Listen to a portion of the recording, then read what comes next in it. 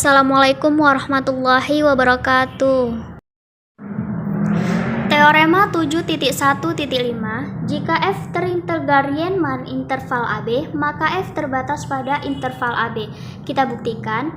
Kita asumsikan bahwa F adalah fungsi yang tidak terbatas pada integral Riemann interval AB dengan integral L dan terdapat delta lebih besar dari 0, sedemikian hingga jika P adalah tanda partisi dari interval AB dengan norm P lebih kecil dari delta, maka diperoleh nilai mutlak S Fp kurang L lebih kecil dari 1 yang menghasilkan nilai mutlak S Fp lebih kecil dari nilai mutlak L tambah 1, yaitu persamaan 5. Kemudian kita ambil yang Q, di mana intervalnya itu adalah XK kurang 1, XK pangkat N sama dengan 1 sebagai partisi dari interval AB dengan norm Q lebih kecil dari delta.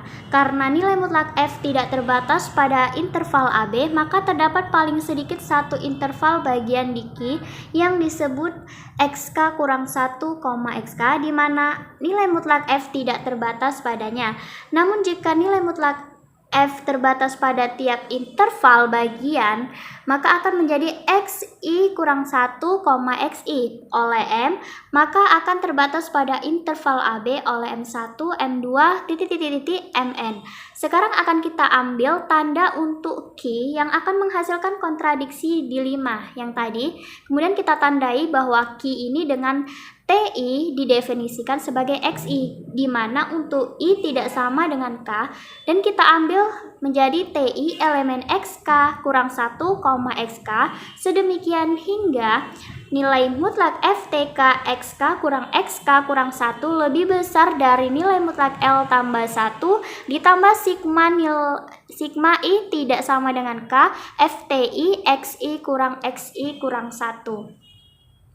Karena FTK ini nilainya lebih besar, maka kita letakkan di awal. Karena FTI ini adalah lebih kecil, maka kita letakkan di akhir. Kemudian dari pertidaksamaan segitiga dalam bentuk A tambah B lebih besar sama dengan A kurang B, maka akan kita peroleh menjadi S FQ lebih besar sama dengan FTK XK kurang 1 kurang sigma I tidak sama dengan K, FTI XI kurang 1 lebih besar dari L tambah 1. Kenapa ini bisa jadi seperti ini? Berbeda dengan yang ini, karena yang di sini adalah fungsi yang tidak terbatas sehingga tidak dapat diintegral Riemann. Karena kita ingin mengubah menjadi integral Riemann, maka kita akan mengubah dulu menjadi fungsi yang terbatas.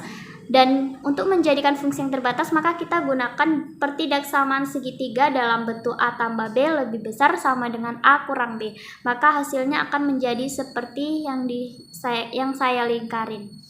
Kemudian contoh 7.1.6, kita anggap definisi fungsi Thome H 0,1 menuju bilangan real dengan Hx didefinisikan sebagai 0 jika X elemen 0,1 adalah irasional, H0 didefinisikan sebagai 1, dan dengan Hx didefinisikan sebagai 1 per N jika X elemen 0,1 bilangan rasional X sama dengan M per N untuk Mn elemen bilangan asli. Tidak memiliki faktor umum bilangan bulat kecuali 1.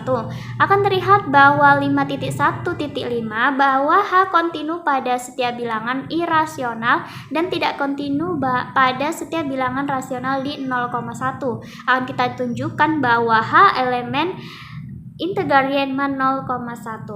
Kita ambil epsilon lebih besar dari 0, maka himpunan E epsilon didefinisikan sebagai XE 0,1 dibagi H X0 lebih besar sama dengan